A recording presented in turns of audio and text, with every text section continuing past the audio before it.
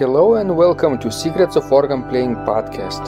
This is a show dedicated to helping you become a better organist. We're your hosts, Vidas And Ausra Pinkevičienė. We have over 25 years of experience of playing the organ. And we've been teaching thousands of organists online from 89 countries since 2011. So now let's jump in and get started with the podcast for today. We hope you'll enjoy it. Hi guys, this is Vidas. And Ausra.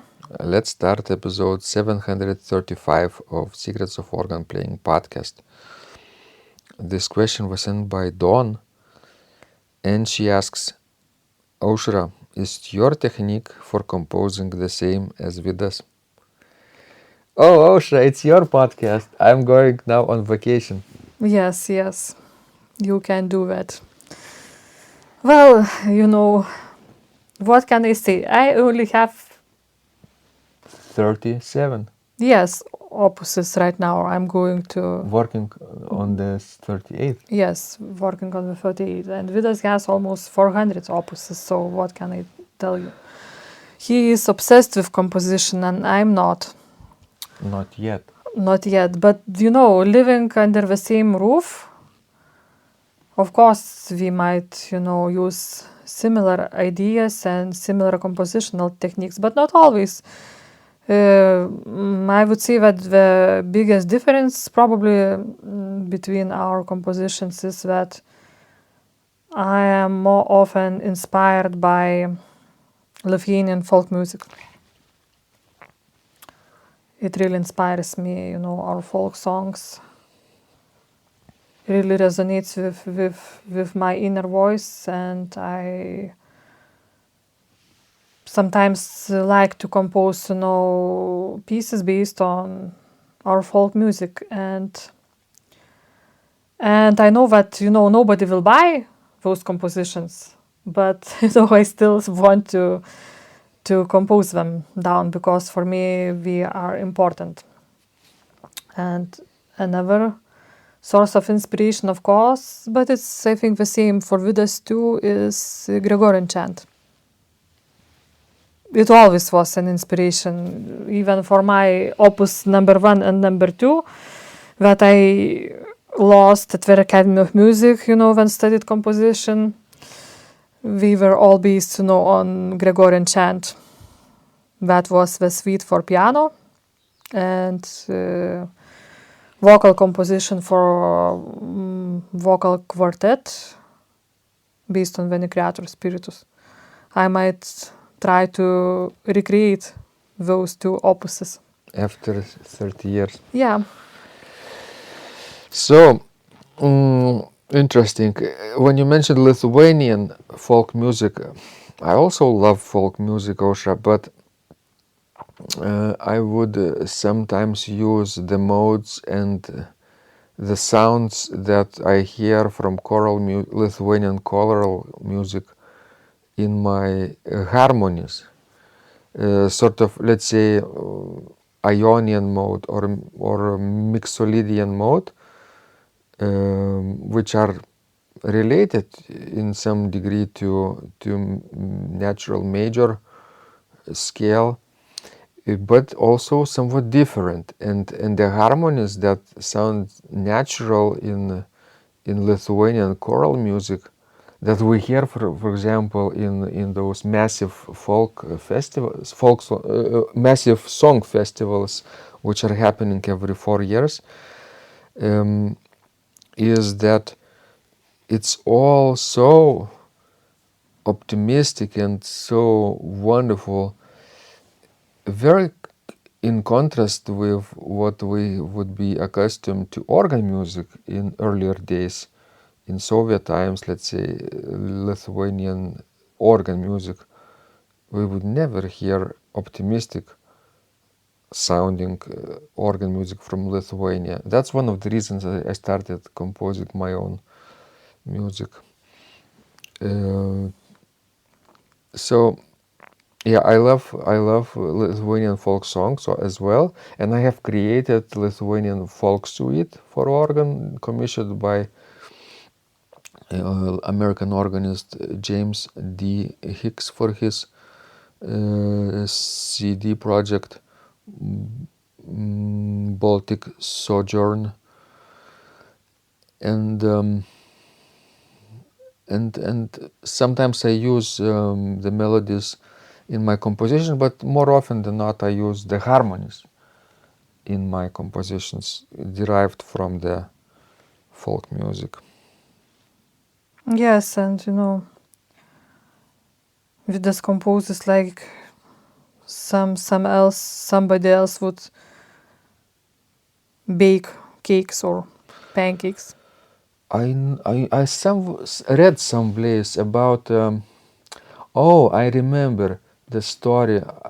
In one summer I was studying the treatise on the fugue by the conservatory professor from Paris, André Guedalj, I think was his name.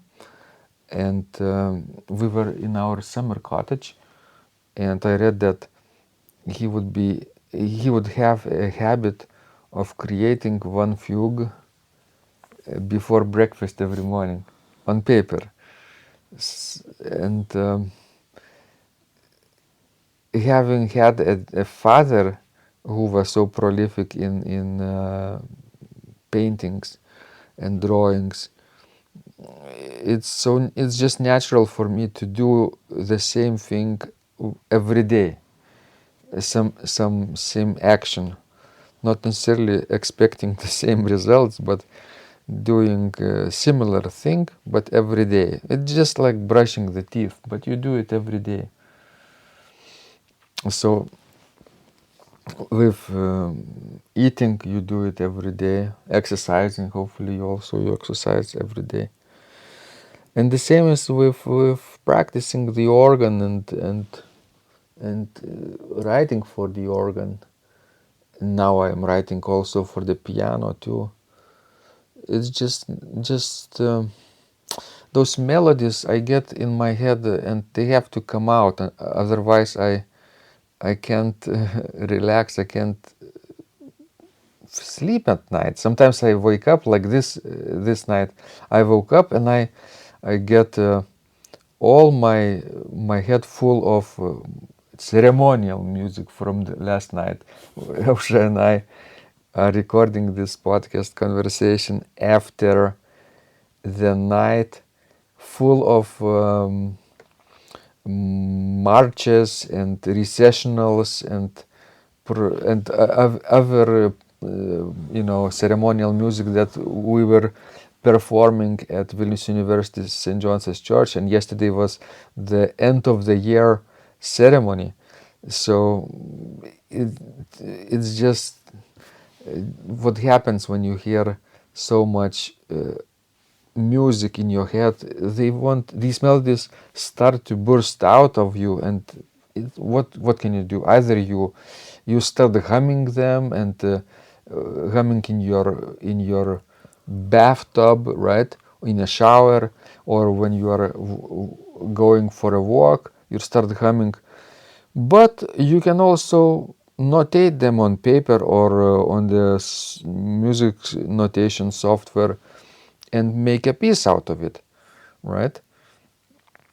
It's also creative process, and maybe leave some value for others. Maybe others will also want to play some ceremonial music this way. Yes, but it was really overwhelming and exhausting. Even just to listen to you from the side near the organ bench, well, so much of dotted rhythms and major keys and all that stuff. And yesterday I recorded one video by Ausra, simple recessional. That simple recessional, yes. but I played it At for the beginning processional. processional. It works both ways actually. And then I played lots and lots of background music, and one segment I recorded it, and this segment was 23 minutes long. I never was also about the same. Yeah. So I don't know how can you still feel your hands after yesterday.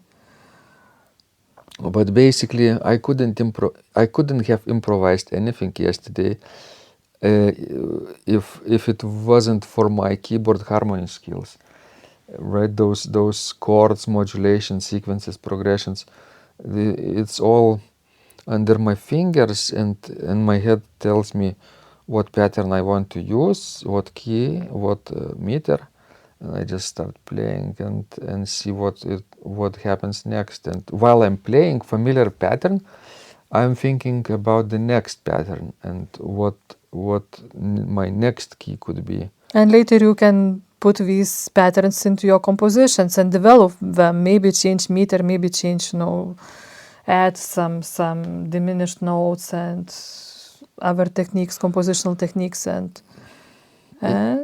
to get a real piece of music. Yeah, that's how my processionals and recessionals are born too. I started creating 24 processionals and recessionals in 12 major keys on paper first. I mean in Sibelius. But then I got tired learning the music, because what you create, then before performance you have to still master it and be fluent. And it's not that easy sometimes. It's not that easy at all, yeah. It's like a real piece, and sometimes you write more difficult than you think. And after doing this for many keys, at the end, for a few other keys, I started just improvising those processionals and recessionals and recording them. They are now in my YouTube channel, all of them. And lately I've been just transcribing, putting the sounds on notation, playing the YouTube video in slower motion, usually 75% speed, and that's slow enough for me to catch what's happening in the right hand part, then in the pedals, and then of course the left hand part would be self-explanatory.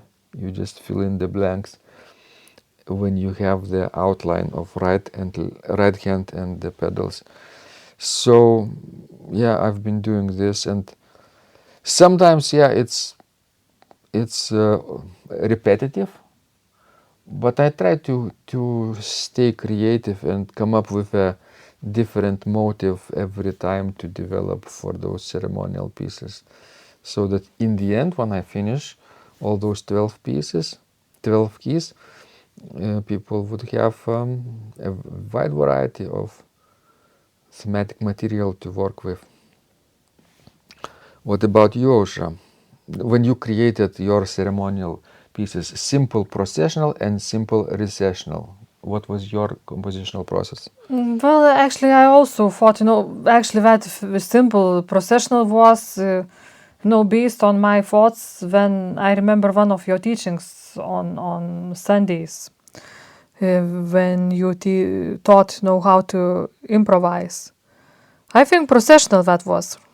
Or maybe not processional, but still you said that it will be very simple, very simple. And when I listened how you teach, and I thought, well, it's not that simple, at least not, let's say, beginners. Mm-hmm. And I thought how I would teach improvisation, like to improvise simple stuff for people, for beginners. And that's when I remember to know that so well known pattern of tonic and 6 chord degree and subdominant, dominant and tonic. So I started to play around that one, and that's how my processional was composed. You added dotted rhythms? Yes, it's simple harmonic exercise. But then you can't do it for about a minute or a minute and a half. You have to modulate. When I I thought, well, do I need to do modulation? I thought, well, it will be enough because the key is C major. Maybe I go suddenly to C minor. This always works, with the same with the key of same title. Let's say C major, C minor, A major, and all that kind of stuff. Or with major and then parallel minor. It always works. And then somehow I needed to go back from that C minor back to C major. Then I did a few sequences and that's it. Did recap with a little different ending. What about the recessional? Opus 37? Well, because, like my processional worked with the passaggio going upwards, I decided that recessional should be opposite. The, passaggio should go downwards. So that was my first idea. Well, idea after idea, and it worked, I think, better than processional. Of course, it's harder to play. Yeah, I noticed. I played your piece last night, and I had to adapt a little bit to my hand. But yeah, it worked for processional as well as for recessional. You yourself in one ceremony used it as a recessional, and I used it as a processional. Yeah. Definitely good patterns always come handy. So yeah, and what's next, Ausra, for you after this? Are you working on other pieces? I'll have to work on Pavana and Gagliarda. Tell us more about it. Well, the famous organist and composer who plays only contemporary music by living composers, which I think is very nice. Carsten Kuhlmann, he makes this project of, asking organists who compose for this instrument, to compose music, and he's working on this cycle of Pavanas and Gagliardas, and he did this last year, and you composed for him, as well as many other composers, and this year he asked me to do that. So I'll be working on that one, and I think it will be fun. I understand that you can do it for organ without pedals? Yes. Or for organ with pedals, or optional pedals? Yes.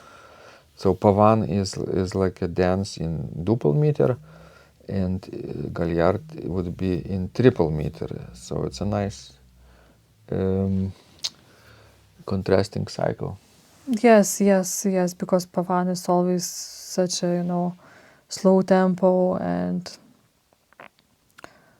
I would say more serious in character, and Gagliard is, just light and much faster and contrasts very nicely. So let's wish ourselves good luck in our compositional processes, and let's hope people will enjoy playing our music. Yes, let's hope for that. All right, guys, please send us more of your questions. We love helping you grow. And remember, when you practice, miracles happen.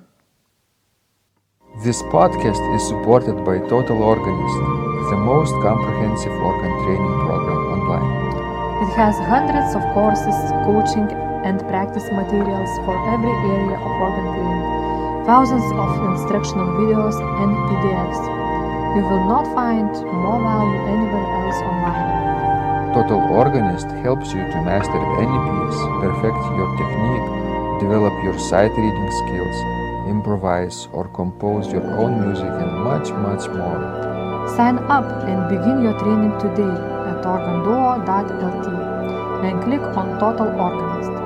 And of course, you will get the first month free too. You can cancel anytime.